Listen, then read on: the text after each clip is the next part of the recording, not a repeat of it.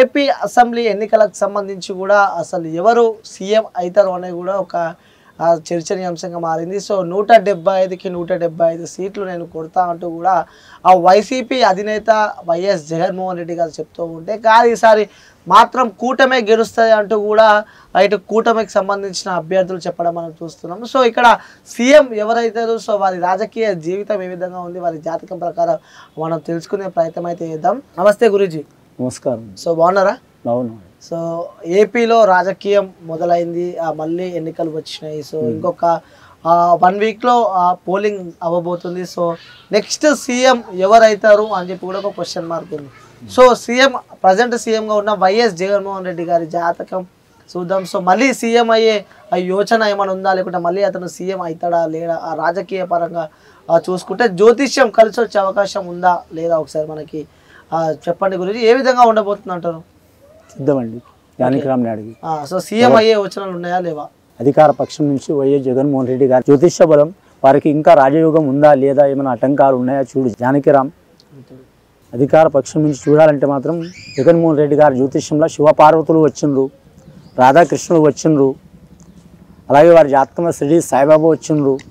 కానీ రాజకీయ పరంగా చూసినా, కానీ కుటుంబ పరంగా చూసినా, కానీ అన్ని నియోజకవర్గాల పరంగా చూసినా వైఎస్ జగన్మోహన్ రెడ్డి గారికి చాలా వరకు మాత్రం అడుగడుగున ఆటంకాలు ఎదురయ్యే అవకాశం ఉందండి.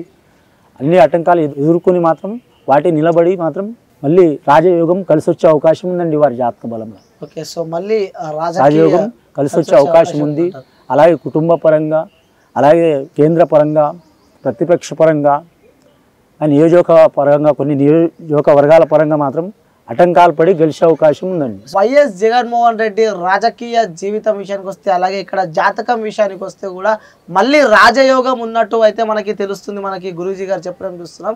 ఇంకా వెయిట్ చేయాల్సిందే. సో రాజయోగం వస్తుందా లేదా అంటూ కూడా ప్రజల నుంచి తేల్చే యుద్ధం కాబట్టి సో వేచి చూడాల్సి ఉంది. సో రాజయోగం అయితే తనకు ఉన్నట్టు మనకి జాతకం పరంగా అయితే చూస్తున్నాం. సో ఇప్పుడు మళ్ళీ నెక్స్ట్ టీడీపీ పార్టీ అధినేతగా ఉన్న నారా చంద్రబాబు నాయుడు గారు కూడా ఈసారి మళ్ళీ నెక్స్ట్ ఇప్పుడు వచ్చే సీఎం నేనే అవుతా అంటూ కూడా పెద్ద ఎత్తున వార్తలు వస్తున్నాయి. సో ఆయన రాజకీయ జీవితం, చంద్రబాబు నాయుడు గారి రాజకీయ జీవితం ఏ విధంగా ఉండబోతుంది, సో సీఎం అయ్యే యోచన ఏమైనా ఉందా, ఆయన ఈ జాతకం ఏ విధంగా ఉంది, అతనికి ప్లస్ అవుతుందా లేదా కూడా తెలుసుకునే ప్రయత్నం అయితే చేద్దాం. ఇప్పుడు సో చంద్రబాబు నాయుడు గారి రాజకీయ జీవితం ఏ విధంగా ఉంది, సో సీఎం అయ్యే యోచన ఉందా లేదా ఒకసారి మన జానకిరామ్ అడిగి తెలుసుకునే ప్రయత్నం చేద్దాం. జానకిరామ్ తెలుగుదేశం పార్టీ అధినేత నారా చంద్రబాబు నాయుడు గారి జ్యోతిష్య బలం ఎలా ఉంది, వారి రాజయోగం ఉందా లేక ఆటంకాల యోగ బలం ఉందా, రాజకీయ రంగంలో 2024 సంవత్సరం ఎలా ఉంది చూడు. వారి జాతకంలో చూడాలంటే సత్యనారాయణ స్వామి వచ్చిండండి వారి పేరు మీద. కానీ సత్యనారాయణ స్వామి వస్తే చాలా వరకు శుభయోగాలు కలిసి వస్తాయండి. ఇల్లు కట్టడం కానీ, పెళ్లి చేయడం కానీ, రాజయోగం కానీ. ఇంకా లక్ష్మీదేవత వచ్చింది, లక్ష్మీదేవత వారికి సహకారం చేసే అవకాశం ఉంది. సరస్వతి దేవత వచ్చింది, వారికి అన్ని రకాల పరంగా సహకారం అయ్యే అవకాశం ఉంది. నియోజకవర్గ పరంగా మిత్రపక్షం వారి నుంచి, కుటుంబ తరపు వారి నుంచి, అలాగే కేంద్రం తరపు వారి నుంచి సహకారం అయ్యే అవకాశం ఉన్నదండి. లాస్ట్కి కొన్ని ఆటంకాలు విఘ్నేశ్వరుడు ఆటంకాలు పెట్టినట్టు అవుతాయండి. రాజకీయ యోగంలో ఇంకా వారికి రాజయోగం ఉంది కానండి, కాకపోతే కొన్ని ఆటంకాలను తట్టుకుని నిలబడే అవకాశం ఉందండి వారి జాతక బలంలో. ఓకే. సో కొన్ని అడ్డంకులు వస్తే తట్టుకొని నిల్చునే శక్తి ఉందంటారు. ఉందండి. సో ఓకే, నెక్స్ట్ ప్రతి ఒక్కరికి ఒక సెన్సేషనల్ అనమాట. సో ప్రతి ఒక్కరికి సీఎం అవుతాడా లేడా, ఈ కూటమికి సంబంధించి అభ్యర్థి అతను ఉంటాడా లేడా అంటూ కూడా, సీఎం అభ్యర్థి అతడు ఉంటాడా లేడా అంటూ కూడా చాలా మందికి క్వశ్చన్ మార్క్స్ ఉన్నాయి. సో తన జ్యోతిష్యం అడిగి తెలుసుకుందాం, తన రాజకీయ జీవితంలో తను సీఎం అయ్యే యోచన ఉందా లేదా అంటూ కూడా మనం తెలుసుకునే ప్రయత్నం అయితే చేద్దాం. సో పవన్ కళ్యాణ్ గారు అనమాట సీఎం అయ్యే యోచన, అంటే సీఎం అయ్యే అదృష్టం పవన్ కళ్యాణ్ గారికి ఉందంటారా? ఒకసారి మన జానకిరామ్ని అడిగి తెలుసుకుందాం. జానకిరామ్ జనసేన అధినేత కొణిదెల పవన్ కళ్యాణ్ గారి జ్యోతిష్య బలం ఎలా ఉంది, రాజయోగం ఎలా ఉంది, అలాగే కుటుంబ యోగ బలం ఎలా ఉంది, వారి జాతక బలం ఎలా ఉంది. అంటే 2 సార్లు తీస్తుంది, పక్కకు తీసుకొచ్చి పెడుతుంది. బరువు మోయలు ఎక్కువ, బరువు బాధ్యతలు ఎక్కువ అయినాయి వారి జాతకంలో. Okay, correct. శ్రీకృష్ణుడు వచ్చిండండి, ఆంజనేయ స్వామి వచ్చిండు, అంజనీ పుత్రుడు ఆంజనేయ స్వామి శ్రీకృష్ణుడు వచ్చిండు వారి జాతకంలో. ముఖ్యంగా షిరిడి సాయిబాబా వచ్చిండు, అలాగే భోళా శంకరుడు వచ్చిండు.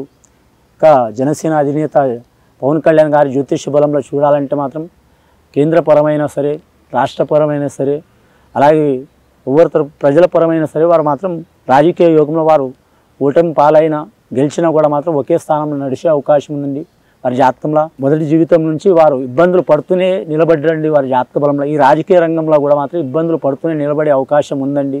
కానీ ముఖ్యంగా ప్రజల కోసం మాత్రం వారు నిలబడే అవకాశం ఉందండి. కానీ సీఎం అయ్యే యోగం బలం మాత్రం ఫ్యూచర్లో మాత్రం ఉన్నదండి. రాజకీయ రంగంలో మాత్రం ప్రజలకు అటు పార్టీ వారికి అటు అలాగే మిత్రపక్షం వారికి మాత్రం సహకారం చేసే అవకాశం ఉందండి. అలాగే కేంద్రపురం వారికి కూడా మాత్రం కానీ మాత్రం ప్రత్యేక రాష్ట్రం కోసం మాత్రం గట్టిగా నిలదీసే అవకాశం ఉందండి. ఓకే, సో అంటే ఆ పవన్ కళ్యాణ్ గురించి మాట్లాడుకున్నట్టయితే సీఎం అవుతాడు, కానీ ఫ్యూచర్లో ఆ సీఎం అయ్యే యోచన ఉంది. రాజకీయ జీవితంలో సుదీర్ఘంగా ఎదుగుతాడంటూ కూడా తను జ్యోతిష్యంలో ఉన్నట్టు మనకు తెలుస్తుంది. ఇక్కడ ముఖ్యంగా సీఎం నెక్స్ట్ ఏపీ సీఎం ఎవరు, వాళ్ళ రాజకీయ జీవితం వాళ్ళ జ్యోతిష్యానికి ప్లస్ అవుతుందా లేదా అని తెలుసుకునే ప్రయత్నంలో మనం ఉంటే మాత్రం సో స్పష్టంగా మనకు అర్థమైపోతుంది. సో మళ్ళీ ఏపీలో మళ్ళీ వైఎస్ జగన్మోహన్ రెడ్డి గారే మళ్ళీ ముఖ్యమంత్రి అవుతారు.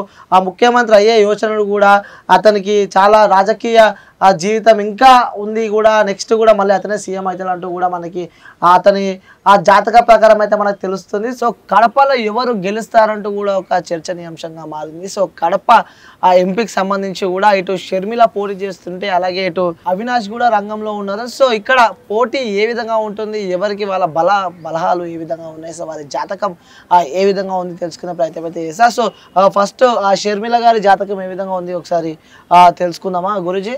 తెలుసుకుందాం. ఓకే, ఒకసారి మన జానకిరామ్ని అడిగి షర్మిల అక్కడ కడప ఎంపీగా పోటీ చేస్తుంది, అక్కడ గెలిచే ఆలోచనలు ఉన్నాయా లేకుంటే ప్రజలు పట్టం కట్ట అవకాశాలు ఉన్నాయా లేవంటారు? ఒకసారి జానకిరామ్ని అడిగి తెలుసుకుందాం. షర్మిల గారి జ్యోతిష్య బలం ఎలా ఉంది రాజకీయ రంగంలో కాంగ్రెస్ పార్టీ తరపు నుంచి ఆంధ్రప్రదేశ్ ప్రాంతం నుంచి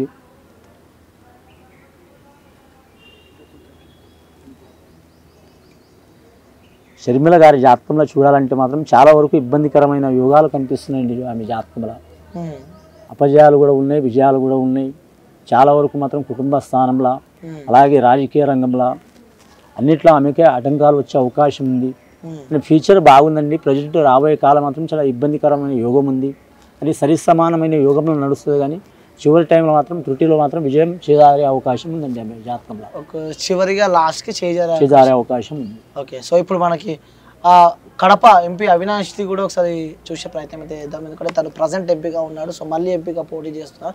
సో అవినాష్ది రాజకీయ జీవితం ఏ విధంగా ఉండబోతుంది జ్యోతిష్యం ద్వారా తెలుసుకునే ప్రయత్నం చేద్దాం. ఒకసారి అవినాష్ గారి రాజకీయ జీవితం అలాగే వారి జాతకం ఏ విధంగా ఉంది, సార్ గెలుస్తాడా లేదా అని చెప్పి కూడా మన జానకిరామ్ని అడుగుతారు. కడప ఎంపీ అవినాష్ రెడ్డి గారి జ్యోతిష్య బలం ఎలా ఉంది, వారి రాజకీయ జీవితం ఎలా ఉంది, జాతక బలం ఎలా ఉంది, కలిసి వచ్చే యోగం ఎలా ఉంది, యువత యోగ బలం ఎలా ఉంది చూడు అని వారి జాతకంలో చూడాలంటే మాత్రం రాజయోగం కలిసి వచ్చే అవకాశం ఉంది, కానీ వనవాసం అనుభవించే అవకాశం ఉందండి వారి జాతకంలో. అని మాత్రం కడప స్థానం నుంచి మాత్రం వారి జ్యోతిష బలం మాత్రం రాజకీయ పరంగా వారికి కలిసి వచ్చే అవకాశం ఉంది, కానీ మాత్రం ఇబ్బందులు చాలా వచ్చే అవకాశం ఉందండి వారి జాతకంలో. ఓకే, గెలిచే అవకాశం ఉంది, కానీ అతి కష్టం మీద గెలిచే అవకాశం ఉందండి. ఇదివరకంటే ఇప్పుడు చాలా గట్టి పోటీ ఎదురయ్యే అవకాశం ఉందండి. గట్టి పోటీ ఎదురైనా చివరి టైంలో మాత్రం గట్టెక్కే అవకాశం ఉందండి అవినాష్ రెడ్డి గారి జ్యోతిష బలంలో. ఓకే, సో ప్రతిష్టాత్మకంగా కూడా తీసుకున్న కడప ఎంపీ స్థానం సంబంధించి కూడా షర్మిల గట్టి పోటీ ఇస్తుంది, కానీ చివరిలో మళ్ళీ అక్కడ అవినాషే గెలిచే యోచనలు ఎక్కువ ఉన్నాయని చెప్పి కూడా గురూజీ మనతో చెప్పడం చూస్తున్నాము.